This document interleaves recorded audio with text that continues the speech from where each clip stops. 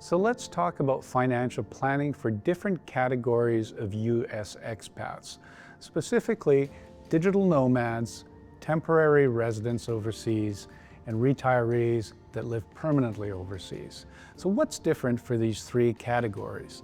Well, the first question is, where will your address be for purposes like investment accounts, bank accounts, other types of U.S. Requirements that require an address?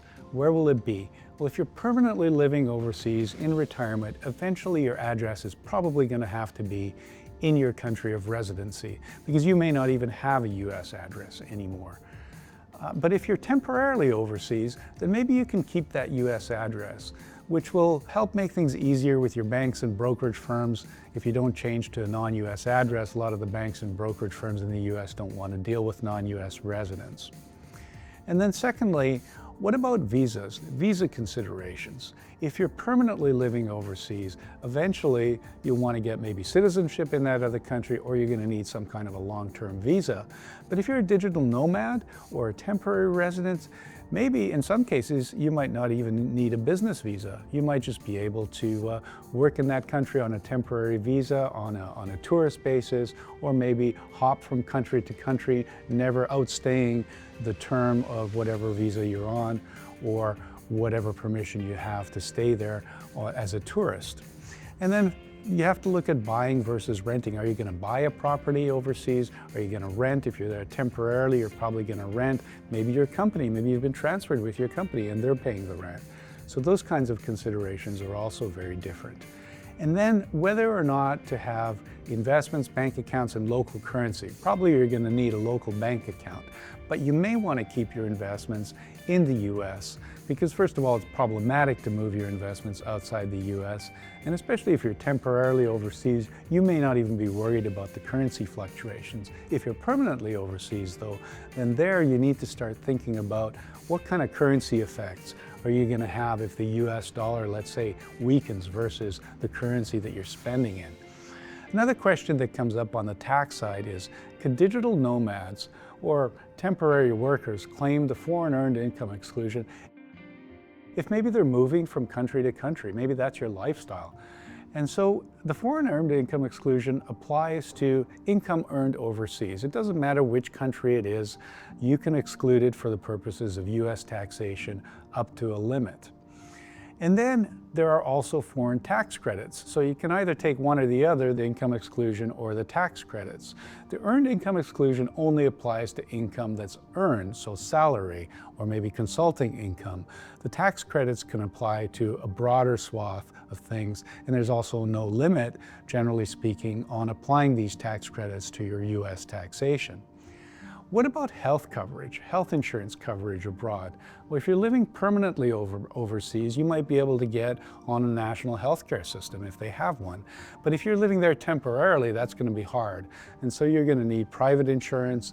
And you may want private insurance anyway if you're permanently overseas, just to complement your national health. But that's one big difference and also a cost difference, national health versus private insurance. The other thing is, you might, if you're getting older and you're paying into Medicare, you might want to pay into Medicare if you're temporarily overseas, especially because you're going to be coming back to the U.S. You're going to need that. But even if you're permanently overseas, you might want to make those Medicare payments just in case you have to come back to the U.S. at some point, maybe when you're older, and you don't want to have to pay a penalty on that. So yeah, national health for retirees, again, probably not available to temporary residents. What about taxation surprises? What kind of things are on the taxation side? Well, first of all, you might have a visa that allows you to avoid taxation on non-local income. So if you're a digital nomad and your income is coming from outside of your country of residency, maybe you're on a special kind of digital nomad visa, and maybe that income isn't even taxed at local tax rates by the local tax authority. As a U.S. citizen, you're still going to be subject to U.S. tax on this, though. So visas are another thing to look at, and tax breaks related to those. Then there's some nasty surprises like wealth tax, which we're not used to in the US. I mean, the US does have a little bit of a wealth tax in the sense that we have property taxes. So if you own a house, you have to pay property taxes on that. If you live in a place like California, like I do, those can be substantial. But a wealth tax is a tax on assets as compared to a tax on income, and many countries do have these wealth taxes. So just be aware that those might apply to you, especially if you become a permanent resident. They likely will not apply to you if you're something like a digital nomad on a special visa. And again, these visa provisions can come into play here. And then, well, what if not to put too fine a point on it, but what if you die when you're overseas? What about inheritance taxes? We're not used to those in the US. In the US, we have estate taxes, we have a very large estate tax exemption now, but in many countries, the tax is assessed against the person who inherits, not against the estate of the person that dies. And so that's an inheritance tax. So be aware that if you die overseas, these inheritance taxes might apply to you, and that's something we're not used to in the US. What about banking, currency transfers, accessing cash, that kind of thing? Whether you're temporarily or permanently overseas, you'll want to have an ATM card, preferably one that doesn't ding you with ATM fees from foreign transactions. A number of companies offer this. Charles Schwab, for example, has one of these. In terms of banking, you're going to want to have a local bank account, but how much money you keep in local currency might also be a function of how long you want to stay there, how worried you are about these currency fluctuations. And then in terms of just moving money back and forth, you can use currency exchange and movement providers like Wise or Money Corp. They give you a good exchange rate, and they move the money from one country to another for you. Then in terms of credit cards, well, you should be aware that if you have an American Express card, that is not going to be very useful to you overseas. Sorry for you who are attached to this kind of a thing, but Visa is the most accepted card. MasterCard's pretty good too. American Express, not so much. Another thing that's a bit different is outside the US, checks are considered, old stuff. Nobody uses checks outside the US. Digital payments are normal. Apple Pay is a great way to pay because you don't actually have to give out your credit card information. It randomizes it. So if you're also worried about your credit card information being stolen, the digital payments, Apple Pay, that kind of a thing is a good way to pay for things. What about dealing with US-based financial advisors and accounts? Again, big difference whether you're temporarily overseas, maybe still using a US address, or whether you're permanently overseas and don't have a US address. So there's a big difference there because most US-based advisors, brokerage accounts, some banks don't want to deal with non-US residents anymore. Also, family considerations and provisions for old age.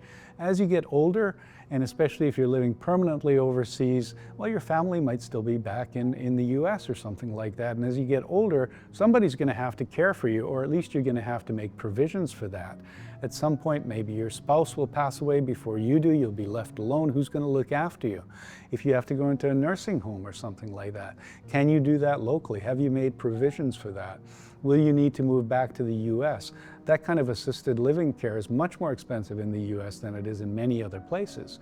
Again, national health care might even pay for something like that. In the US, we have long-term care insurance that might pay for that. So that's another thing that you need to think about. So how should nomads, digital nomads, manage currency exposure across multiple income streams? So if you're working abroad, and this would apply to digital nomads who have their own businesses mostly, but you might have income coming in from different kinds of places, different currencies, and so on. One really useful tool is to have a Wise account. So Wise, it used to be called TransferWise. You can have a business account there. I use it in my own business. We make payments in euros and pounds. I use it in my own business. You have basically within the Wise account, you can have a sub-account that's in euros, a sub-account that's in pounds, and they have the appropriate credentials. So for example, in the UK, they use something called a sort code. In Europe, they use an IBAN number. In the US, we have what's called a routing number, and they'll have accounts that have those kinds of credentials so that you can move money back and forth, pay people in different currencies, accept income in different currencies as well. What about in terms of retirement planning? So if you're temporarily overseas and working there, or maybe even as a digital nomad, you may have the opportunity to pay into a non-US pension plan, or maybe your employer will sponsor a non-US plan for your benefit and make contributions to that. Generally speaking, it's good to take advantage of these. You don't have to be worried you're going to lose it when you move overseas. Generally, you don't lose that money. Sometimes you have the opportunity to have it paid out if you're there for only a short period of time, but mostly you should think of it as a retirement planning thing, similar to an IRA or 401k in the US. You could have the non-US plan and access it in retirement, and that's how you should think of it. And similarly, coordinating pension benefits. So again, if you pay into the pension scheme, you can get these benefits at different times. In the UK, you can access them at age 55. In the US, if you're over age 59 and a half, you can access your retirement accounts penalty-free. And you know, outside the US, they sometimes still have defined benefit plans, which is a great thing to have and almost non-existent in the US now. So that's another thing to look for if you can actually access or if your employer offers a defined benefit plan, that would be great. Social Security, you can pay into Social Security. If you're living sort of a longer period of time, I would say in one country outside the US, you might want to pay, or you might have to pay into their Social Security system, and then you'll accrue some benefits there. For example, in Australia, you have to pay into the Social Security system, and it's a substantial amount, and your employer pays into it too. So you accrue these benefits, but if you're there only for a year or two, you might not accrue enough benefits to actually get the full Social Security payments at retirement. And so what you need to be aware of is that there are these agreements between the US and a number of other countries called totalization agreements, where you can take the credits earned in one country and transfer them to the other country to basically top up that Social Security benefit so that you get the maximum benefit in one country or the other if you can't get both. Now, if you work long enough in the US and the other country, you can still get Social Security from two countries. And then what about tax regimes on savings and income? So we're used to the US concept of there's an income tax rate, and then there's a capital gains tax rate, and then there's two tax rates on dividends depending on whether they're qualified dividends or non-qualified dividends. That's kind of what we're used to. But there are different regimes outside the US. For example, in Spain, the tax on what they call savings, which would be like an individual or a joint brokerage account or a savings account, is much lower on the income coming from that than it is from other income sources, like, for example, salary or money that comes out of something like a US retirement account. So be aware that there may be different tax regimes that we're not used to. Wealth tax is another great example of something we're not used to in the US, but that exists in some other countries. So similarly for the capital gains rates, there may not be this concept of long-term and short-term, like a lower tax if you hold investments for a year. Long-term capital gains tax in the US, that may not exist outside the US. It may just be taxed as income, for example.